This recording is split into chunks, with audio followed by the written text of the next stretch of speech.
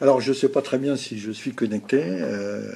C'est la première fois d'ailleurs que je fais un Facebook direct. Je fais ça sur mon iPad parce que mon iPhone est un peu vieux. Ben, écoutez, bienvenue. C'est la première fois que je fais ce genre de choses et que je fais en fait disons, c'est un peu grandiose ce que je vais dire, ma première euh, réunion politique publique virtuelle. Donc, si quelqu'un est là, ben, faites-moi signe, hein. Bonjour, monsieur Roger Nifle. Vous allez bien?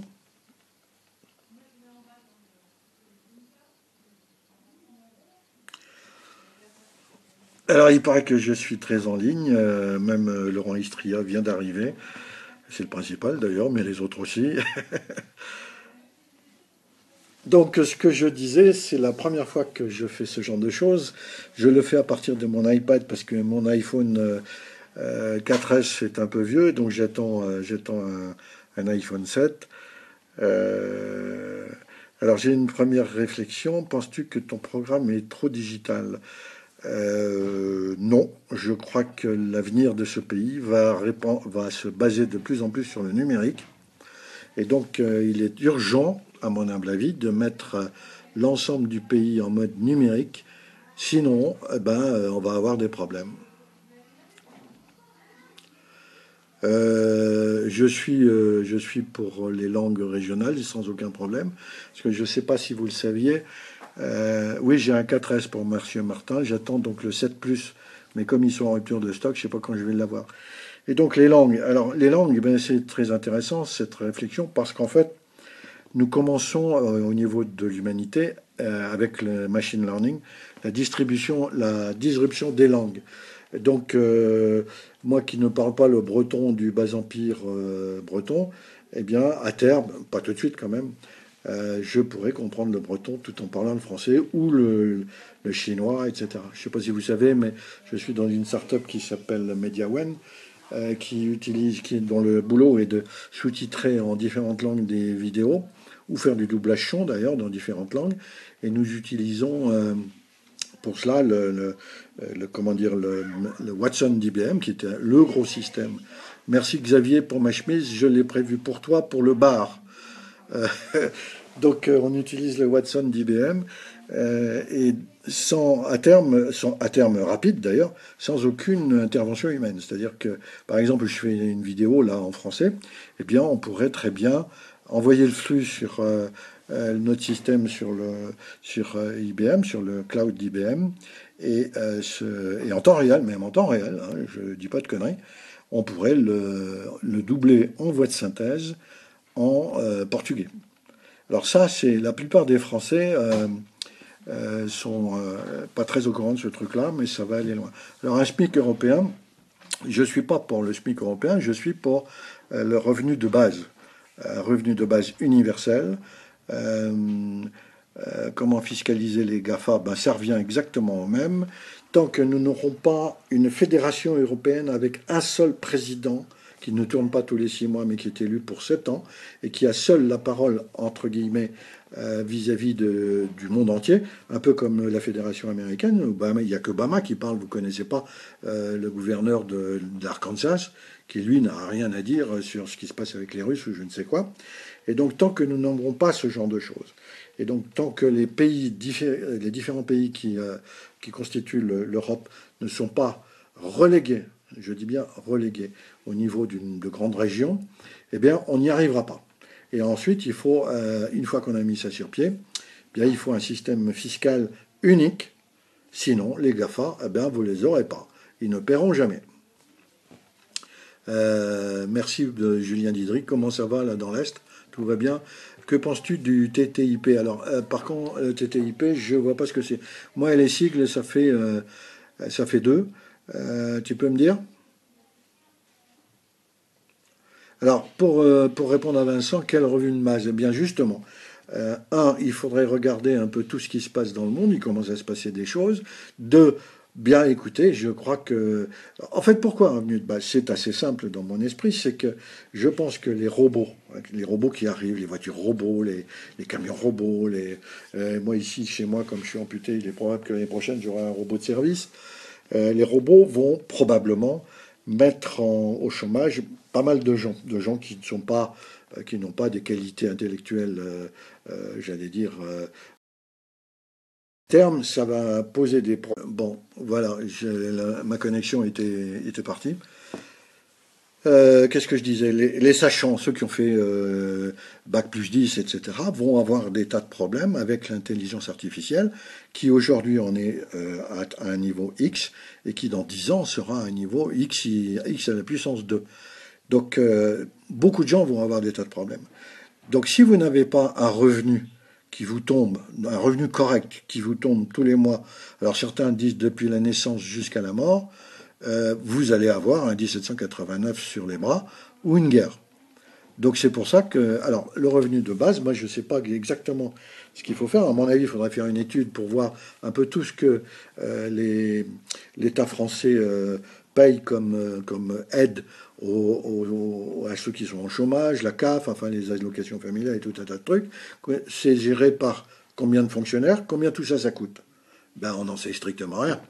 Donc la première chose à faire, quand si je me suis un jour président, eh bien c'est de faire un état complet de tout ce bazar et ensuite de mettre tout ça sur la place publique. Et c'est vous, messieurs, qui allez dire votre avis là-dessus et on fera un sondage. On fera pas de sondage, on fera un vote électronique en blockchain parce que ceci va se mettre en place dans les mois qui viennent.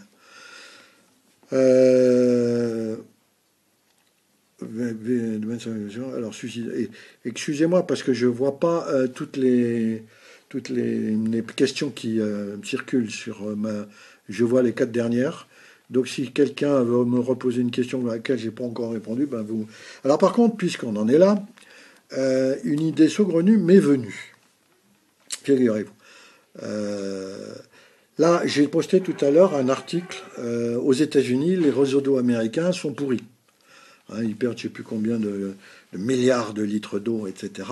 Du coup, suite à la diffusion de ça sur mon wall Facebook, un monsieur Bertrand Demarque, c'est son nom de famille, qui a priori vit en Guadeloupe, alors là, il me dit que c'est encore plus pourri et qu'il y a eu des escroqueries, etc., etc.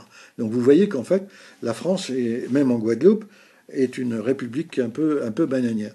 Donc en fait, moi, ce que je vous propose, et après je rappellerai à M. Olivier Feutry, c'est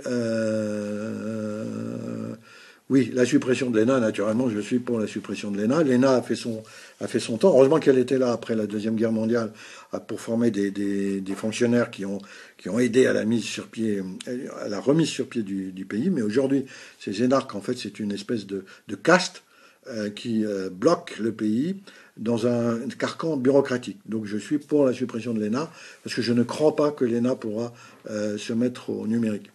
Alors, ce que je voulais vous proposer, c'est-à-dire en fait, c'est la première réunion politique que je fais en virtuel. Donc, j'ai envie de faire ça tous les vendredis. Donc, ceux qui sont intéressés, vous me posez vos questions avant, comme ça me permettra de. Alors, pour Monsieur Vergos, je vais vous répondre parce que ça, c'est dans mon programme. Et donc, moi, ce que je vais vous proposer, c'est que vous fassiez un Facebook Live sur mon programme où vous me posez des questions et tous ces Facebook Live, on va les réunir pour mettre sur pied sur la place publique tout ça.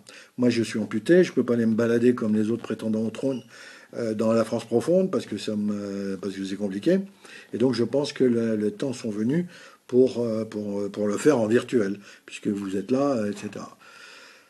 Alors avec ça, j'ai perdu ce que je voulais dire. Les GAFA aiment les X. Oui, bah les X c'est pareil. Vous savez, j'ai été auditionné par deux étudiants de l'école des mines, dont un X-Mine et l'autre, je ne sais plus ce qu'il avait fait avant. Ils ont fait une thèse, je vous le donne en mille, le titre de la thèse, c'est, donc ils m'ont demandé mon avis sur cette thèse, c'est il faut ubériser notre État avant que d'autres le fassent à notre place.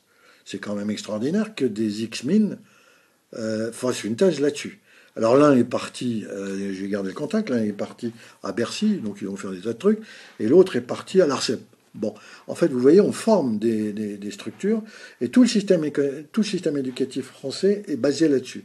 C'est-à-dire qu'on va essayer de définir quels sont les meilleurs dans une classe d'âge.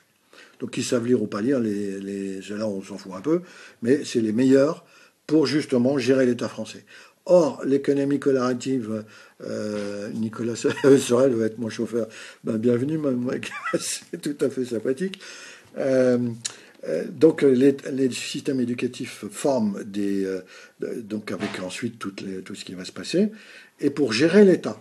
Or, avec ce qui se passe avec le numérique, je ne suis pas sûr qu'on ait besoin encore de tout ça. Et donc, il va falloir trouver autre chose dans ce domaine. Oui, je vais continuer, Monsieur David Litché, comme vous le dites, parce que si jamais je suis élu, tout sera, autant que faire se peut, transparent, non pas opaque. Naturellement, si avec les conseillers que j'ai, parce que j'aurai peut-être des conseillers, je ne sais pas, si nous décidons de déclarer la guerre à la Suisse, eh bien, nous n'allons pas l'annoncer dans les journaux. On l'annoncera une fois que c'est fait, ou une fois qu'on rentre en Suisse. Donc je blague un petit peu parce que j'aime beaucoup nos amis suisses.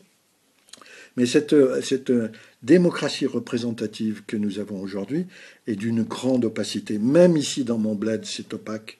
On a eu des tas de problèmes avec une antenne 4G qui est restée 6 mois par terre et on n'a jamais su pourquoi.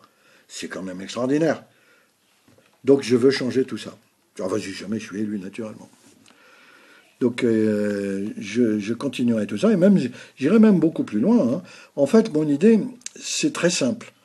Tout à l'heure, quelqu'un a posé une question sur est-ce que je suis pas trop numérique. Non, non, non, je suis pas trop numérique parce que au train, ouvrons les choses à l'extérieur. Jean-Michel Billot ne devrait pas dire ça. Pour la Suisse, bon, bah, effectivement, je retire ce que j'ai dit pour la Suisse.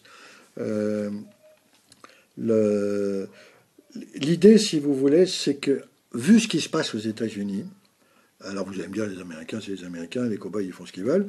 Vu ce qui se passe en Chine, je ne sais pas si vous suivez ce qui se passe en Chine, mais moi je regarde ce qui se passe en Chine, notamment dans la e-santé, je peux vous dire que ça va aller très vite.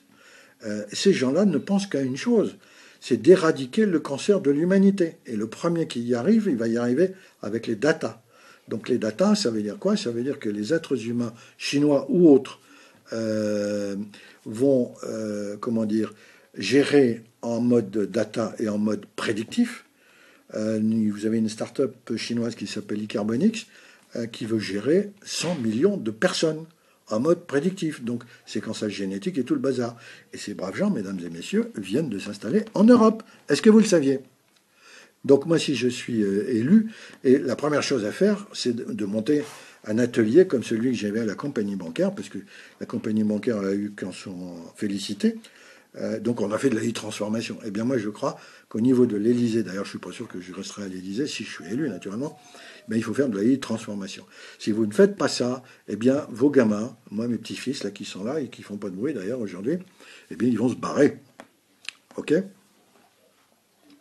Ouais, alors effectivement, si je déclare, j'aurais pas dû, excusez-moi, mesdames et messieurs les Suisses, j'aurais pas dû parler des Suisses. Que penses-tu de ce qui se passe avec les renseignements? Ça c'est un gros problème. C'est un très très très gros problème parce que si nos policiers sont mal dans leur peau, compte tenu justement des affaires terroristes, voilà, ça revient. J'ai un Wi-Fi qui déconne un peu. On est mal barré. En plus, si l'armée s'y met, alors là, mesdames et messieurs, il faudra partir en Suisse. Donc, le problème, si vous voulez, c'est que les fiches S, on m'a posé la question sur les fiches S. Moi, je ne sais pas comment elles sont gérées. Parce que les gens qui se présentent à la primaire parole, par exemple, ou les autres, c'est qu'on n'a pas une idée précise de comment sont organisées toutes ces choses-là. Par exemple, là, mon réseau d'eau en Guadeloupe, là, il y a combien de points de captage? On ne sait pas, donc il faudrait le savoir. Combien de kilomètres de réseau? On ne sait pas. Est-ce que l'eau il y a des virus dedans ou je ne sais pas quoi, etc. On ne sait pas. Donc le problème, c'est que vous êtes dans le bleu. Nous sommes dans le bleu. Et tant qu'on est dans le bleu, on agit avec des énarques dans les coins, des types, des gens un peu âgés qui sont nés avec un poste à galène dans leur berceau, etc. Alors vous allez me dire, moi aussi je suis né dans un poste à galène, avec un poste à galène dans mon berceau, mais je me suis soigné. Donc vous voyez, j'ai tout ce qu'il faut là pour travailler. Et je trouve que d'ailleurs, ma visio sur mon iPad, qui est un vieil iPad, elle marche plutôt pas mal. Et vive la Suisse. Ben oui, moi je suis d'accord, vive la Suisse. J'ai des copains en Suisse en plus. Tiens, en Suisse vit un Maxime Werner. Salut Maxime, tu vas bien? Et Isabelle Collin, elle a trouvé une connexion dans un train. Faut le faire, en France en tout cas. Hello Isabelle, j'espère que tu vas bien.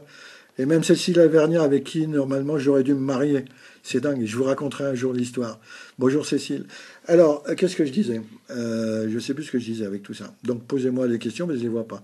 Comment pourrais-tu sortir les niveaux Bah, j'allais dire, moi j'ai des idées, mais vous, Monsieur Renaud, vous en avez aussi. Euh, donc l'Europe est une... je pense que ça sera extrêmement compliqué à faire. L'Europe est une fédération, au même titre que les États-Unis sont une fédération. Ensuite, vous avez des États qui sont comme, j'ai parlé de l'Arkansas, de la Californie, ou tout. Salut Monsieur Denis, alors lui, je suis allé à l'école avec lui, hein, on courait après les mêmes petites filles. Bon. Euh, Ensuite, vous avez les États. Le problème des États, c'est que vous avez actuellement des politiques qui sont à la tête de l'État français, qui ne veulent pas perdre aucune prérogative. Et donc, ça va être là le problème. Ensuite, les langues. Bon, j'ai parlé de la disruption des langues. Bon, le problème, c'est que dans 5 ans, la disruption sera très avancée. Et donc, en Europe, on pourra discuter, je pourrais discuter avec un Estonien, tiens, parlons un peu de l'Estonie, qui est le pays le plus numérisé au monde, avec un Estonien, je comprends rien en estonien, à l'estonien, et je vais lui parler en français grâce avec mon petit iPhone, là, ou autre chose d'ailleurs. Là-dedans, je vais avoir un applicatif temps réel de machine learning. Le gars, je lui parle en français, lui, il m'entend en estonien, et en temps réel, il me répond en estonien, et moi, je l'entends en français. Donc, vous voyez, euh, tout ça, c'est pour bientôt. La question, c'est qu'est-ce qu'on fait? Qu'est-ce que vous faites, vous? Le problème, c'est pas de me demander à moi les fichesses. Le jour où je saurai comment sont gérées les fichesses dans le détail, peut-être que j'aurai des idées à mettre là-dessus. Mais moi, ce que je voudrais, pour la France, en tout cas sans savoir si la Fédération européenne se crée ou pas, c'est pour la France, il nous faut des gens qui sont capables de remuer tout ce bazar, qui sont capables de faire appel à nos startups. Et heureusement qu'on a des startups. Vous vous rendez compte? Si on avait que des énarques, ben on est vachement mal barré. Si on avait que des énarques et des SS2I, on serait vraiment des SS2I traditionnels. Vous savez comment marche l'État français? C'est d'une simplicité biblique. Hein. Tout ça se passe dans les écoles, les narcs, les polytechniques et tout le Bataclan. Vous avez des gens qui vont sortir de ces écoles, donc ils ont des copains dans l'école, forcément dans les écoles, même à l'ENA, on se fait des copains. Enfin, de temps en temps, on se tape sur la gueule avec ceux qui sont de gauche et ceux qui sont de droite. Oui, je laisse les petites filles là où elles sont. Excusez-moi, j'aurais pas dû parler ni de la Suisse ni des petites filles. Euh, donc, certains rentrent dans l'État, dans le système administratif, et d'autres rentrent dans les grandes, le 440, les grosses boîtes, etc., les SS2I traditionnels. Et lorsqu'un élu, qui n'y connaît pas forcément grand-chose, d'ailleurs, j'ai des exemples précis à vous donner, euh, dit tiens, il faudrait faire un bidule pour recenser les gens qui ont eu des problèmes avec le terrorisme, pour savoir si on peut leur donner une... C'est un exemple précis que je vous donne là, de donner quelque chose pour... enfin, de l'argent, quoi, en gros. Mon copain, qui lui n'a pas fait l'ENA, n'a pas fait Polytechnique, n'a pas fait tout ça, est rentré grâce à cette ministre ou secrétaire d'État, je ne sais pas, je ne sais pas son nom en tête, et il a fait le... C'est un gars qui s'y connaît, quoi, en gros. Hein. Puis en plus, je le connais bien, le mec. Il a fait le cahier des charges en 5 jours.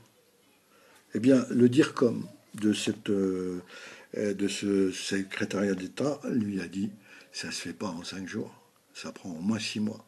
Donc ils vont faire un cahier des charges sans mon copain, ils vont, je sais pas moi, le sous-titrer à Accenture, je ne sais qui, donc ça va nous coûter bonbon.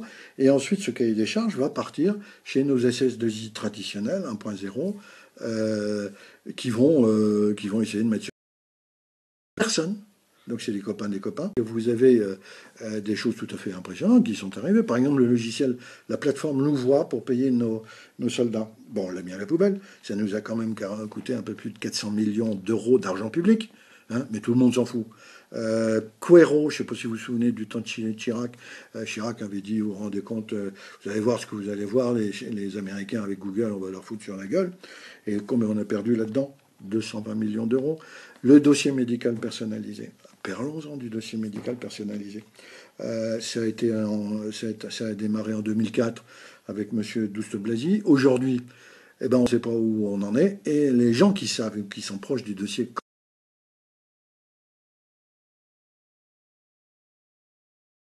cette fantaisie. Alors je prêche pas pour Apple, mais là-dedans, vous avez déjà le dossier médical personnalisé, logiciel, structure logicielle d'Apple, bon, ok, qui s'appelle Santé. Bon, il n'y a plus qu'à le remplir. Alors pourquoi nous, on n'y arrive pas? C'est quoi ce bordel? Alors on a justement tous les jeunes qui sortent de l'EPITA, l'EPITech ou de je sais quoi, et qui sauraient faire ça. Il suffit de leur dire, écoutez les mecs, voilà, on a besoin de ceci, voilà l'espèce de cahier des charges qu'on va vous filer, on va faire un hackathon, et puis ben, vous allez celui qui va, j'allais dire, avoir les meilleures idées, ben, le peuple va voter. Le peuple, ben, c'est vous, c'est moi, etc., qui va dire, ben, voilà ce qu'a prévu la start-up de M. Laurent Istria, elle est vachement bien. Et bien justement, les médecins, M. Laurent Istria, parlons-en des médecins. Au train où vont les choses dans la e-santé, on va passer du curatif au prédictif. Ce qui fait dire à certains que dans 10-15 ans, on n'a plus besoin de médecins. Donc le problème, il est réglé. Dans 15 ans. Voilà, la Corée, ben oui, la Corée du Sud est super en avance. Ouais, moi, j'aurais bien aimé y aller, hein, mais avec ma patte folle, c'est un peu compliqué. Ils font des tas de choses tout à fait intéressantes. Vous avez des robots dans les écoles, etc., etc.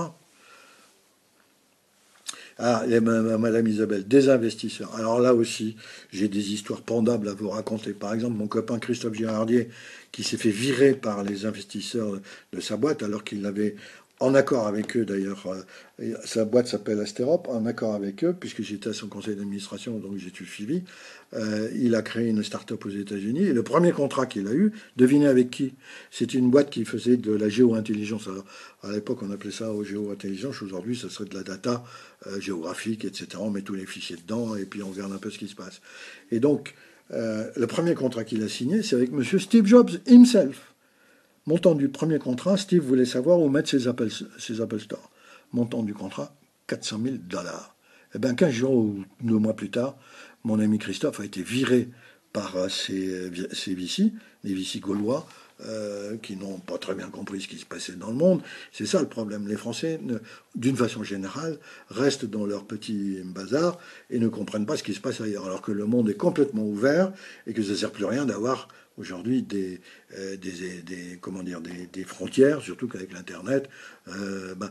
Demain, tiens, il y a quelqu'un qui m'a contacté, que j'avais pourvu depuis 10-15 ans. Il est à Londres maintenant. Donc il a trouvé mon programme très très bien. Et il va se faire une visio avec moi demain à 18h. Bon, bah écoutez, on va discuter le bout de là. Une votation pour sortir du nucléaire. Ah, ben voilà. Parlons un peu du nucléaire. Personnellement, je trouve que l'élite française, quand elle a pris la décision de faire du nucléaire, a fait très probablement une grosse connerie. Alors vous allez me dire, ok, d'accord, mais on a quand même eu l'électricité qui nous éclaire ici, pas cher, etc. Le problème du nucléaire, c'est que une centrale nucléaire, c'est une vie de quoi? 30 ans, 40 ans. Après, il faut fournir le cœur du réacteur dans une masse de béton de je ne sais plus combien de mètres de large, et puis il faut refaire ça tous les 10 ans parce que la radioactivité, elle bouffe le béton. Ça, c'est le premier point. Le deuxième point, en ce moment, on a, je sais plus, en ce moment même, on a 10 ou 20 centrales nucléaires qui ont des problèmes. Et moi, ma crainte, c'est qu'il y en a une qui pète pour une raison X ou Y, comme à Fukushima, Three Mile Island aux US, etc. Et là, vous allez faire quoi? Eh ben, on va devoir s'immigrer justement en Suisse. Parce que la radioactivité, si la centrale de Chinon, qui est quand même à 100 km de chez moi, pète, moi je suis obligé de partir, sinon je deviens un zombie. Donc mon problème, c'est c'est comment on fait pour gérer tout ça. Ça, c'est pas simple. Et il faut remplacer tout ça par le solaire. Le solaire, je ne sais plus combien de milliards d'énergie le solaire frappe la Terre tous les jours. Donc, qu'est-ce qu'il faut faire? Me semble-t-il, c'est d'avoir une stratégie fiscale extrêmement intéressante, de former des artisans, parce que moi, j'ai eu affaire à des artisans un peu bizarres. Donc, des panneaux solaires, voire des tuiles solaires. Hein. Mais il y a des gens en France qui font des tuiles solaires, mais il paraît qu'elles sont chères. Ou les tuiles solaires que notre ami Elon Musk va sortir dans la boîte qu'il a rachetée à 2,6 milliards, là, qui s'appelle Solar City ou quelque chose dans ce goût-là. Donc vous mettez vos tuiles solaires, si vous habitez une maison ou un bâtiment X ou Y. Ensuite, vous prenez une batterie, une Saft, une Tesla, avec ce que vous voulez, hein, vous le mettez chez vous. Donc dans la journée, qu'il y ait du soleil ou qu'il y ait moins de soleil ou qu'il y ait des nuages, l'électricité, ça marche quand même. Parce qu'en plus, les tuiles solaires et autres vont encore faire des progrès. Aujourd'hui, on a des taux de rendement de l'ordre de 20%. D'ici 10 ans, on sera à 30-35%. Donc vous voyez, j'allais dire, c'est une voie, à mon avis, royale, etc. Et donc, vous stockez votre énergie dans vos batteries, là, et puis le soir, vous utilisez l'énergie dans la batterie sans rien dire à personne. Et si vous en avez trop, bien vous vendez l'énergie. Alors il y a déjà des choses qui existent aux États-Unis, à Brooklyn par exemple, où ils se vendent l'énergie par Internet et avec la blockchain. Et alors, je ne sais pas si vous le savez, mais moi, si un jour j'étais président de la République, j'aurais invité ces braves gens à venir à l'Élysée ou là où je serais à l'époque, pour vous parler, parce que ce sont des Hollandais qui ont créé une centrale électrique virtuelle. Vous m'entendez? Virtuelle. Ça s'appelle Eneco ou Nerco, etc. Ah, excusez-moi, j'ai mon chien qui est là, il y a quelqu'un qui vient de rentrer. En parlant de la Suisse, prochainement une votation pour voilà, pour le nucléaire, je vous ai répondu. Vous adhérez à mes idées, c'est vachement bien, je suis bien content. Écoutez, si ça vous a plu, vous le dites. Hein. Moi, je vais. Quelle heure est-il là? Je vais me faire engueuler par Madame Billon en plus, parce que voyez-vous que je voudrais être président de la République, mais chez moi, je n'ai aucun pouvoir. Il est 18h27. Alors, je ne sais pas si je peux. Ah, oui, pardon, excusez-moi, je n'avais pas vu. Donc, le DMP par les médecins. Ah, oui, je sais. Les médecins, c'est une caste. C'est une caste à part. Les médecins et les pharmaciens se tapent sur la gueule, etc. Moins d'agences ministérielles. Oui, alors les agences que l'on a, on a là probablement un bon millier, des tas de trucs dans tous les coins. On ne sait pas très bien combien ça nous coûte, qui y a dedans, ce qu'ils font, etc. Naturellement, il faudrait mettre tout ça à plat. Et puis, avec le numérique, je me demande si on a vraiment encore besoin de tout ça. Parce que ma stratégie dans tout ce bazar, je l'ai un peu dit dans mon programme, ma stratégie, c'est nous sommes dans une démocratie représentative aujourd'hui, qui a des tas de problèmes mafieux, etc., etc. Et mon idée, c'est de passer dans une... Parce que les technologies vont permettre de faire ça. C'est de passer dans une démocratie directe. C'est-à-dire que ce soit les gens qui font les lois, qui discutent et qui votent en ligne. Je ne suis pas sûr que les Français sont prêts aujourd'hui. J'en doute beaucoup quand même. Je vois ici dans mon petit pays, je me balade, comme vous savez, je suis handicapé, j'ai un scooter électrique, donc je me balade dans le bled. Et donc quand je vois des gens, je discute avec eux. Bonjour monsieur Firmin, comment ça va? Et alors vous avez connexion Internet? Ah monsieur Billon, m'en parlez pas. Et en plus le conseil général des Yvelines, c'est des cons. On devait avoir la fibre, maintenant on n'aura plus de fibre, on ne sait pas pourquoi. Ouais, l'opacité est toujours là. Donc le problème, c'est est-ce qu'on a encore besoin de tout ça? Est-ce qu'on a besoin d'un comité national d'éthique? Oui, l'éthique, on en a besoin. Pardon, excusez-moi. L'éthique, on en a besoin à cause de la génétique. Parce qu'en fait, les Français sont très peu formés à leur génome. Ils savent pas très bien ce que c'est. Très peu de Français connaissent Emmanuelle Charpentier, qui est une Française biologique, qui s'est barrée de Pasteur, qui est partie au Fraunhofer Institute à Berlin, et qui, avec sa copine Jennifer Doudna à Berkeley, ils ont trouvé une technologie pour qu'on appelle, vulgairement, des ciseaux génétiques. C'est-à-dire que vous êtes à terme, parce que ça démarre en ce moment en Chine. Vous êtes cancéreux, un cancer, vous n'arrivez pas à le gérer avec la chimiothérapie, etc. Mais qu'à cela ne tienne, eh bien, avec ce CRISPR-Cas9, c'est le nom de la techno, eh bien, ils ont mis au point une technologie pour aller dans la cellule, repérer le gène qui déconne sur le chromosome 4, par exemple, ou je ne sais quoi, parce que vos cellules se divisent toutes les 6 semaines environ, c'est comme ça que vous grandissez, et c'est comme ça que cette cellule va mourir d'ailleurs aussi, avec ce qu'on appelle les télomères. Et donc, ils vont commencer à faire ça. Et je vous rappelle que les Chinois n'ont rien à foutre de l'éthique, c'est pas leur problème, jusqu'à aujourd'hui en tout cas. Vous avez cette Chinoise qui veut, c'est un enfant mâle, blond, aux yeux bleus. Donc supposer qu'avec ces technologies, ils arrivent à avoir ce genre de choses. Donc le gamin, qui est génétiquement modifié, à la Monsanto, si je puis dire, eh bien il va comment dire, grandir. Il va se pointer en Europe, en France par exemple.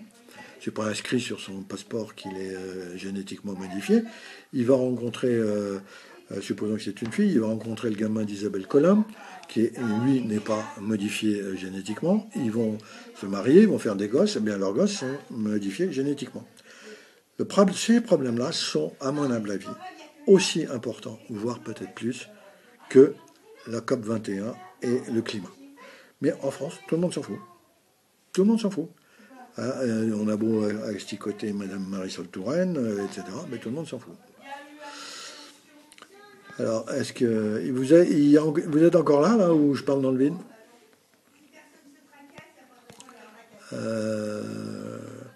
Voilà, bah écoutez, mais son téléphone va bientôt rebooter, ok. Salut Monsieur Outrebon. Alors, Denis Outrebon, bah, je suis allé au collège avec lui, Monsieur Denis. Ah là là, chez les bons pères même. On est à 70, etc.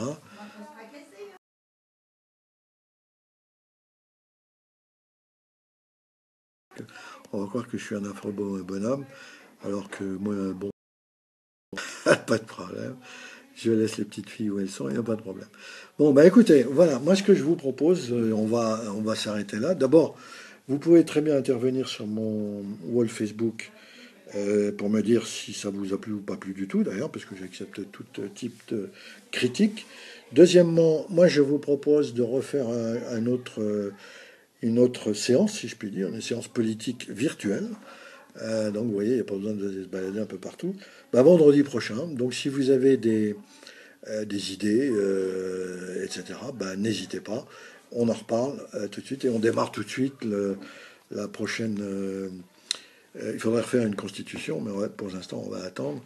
On démarre tout de suite ce que les Anglais appelaient le shadow cabinet dans le temps, c'est-à-dire des gens qui sont à côté des vrais élus, mais qui proposent aussi des tas de choses. Voilà. Rendez-vous donc vendredi prochain. Je sais plus, j'ai pas mon truc. Vendredi prochain. Attendez que je me maque parce que j'ai plusieurs écrans et de temps en temps je me perds.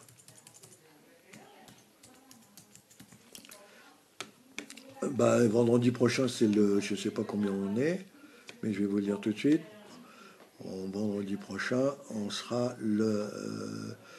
aujourd'hui, on est en octobre, on est le 21, le 28. Si ça vous dit, le 28, 18h, comme aujourd'hui. Donc moi j'ai vu, c'est la première fois que je fais un Facebook Live. Je suis assez content. 28 minutes, mesdames et messieurs, Madame Billot va me mettre au boulot parce que je dois éplucher des carottes pour demain. Il faut savoir rester humble quand même. Et je vous souhaite un bon week-end. Au revoir.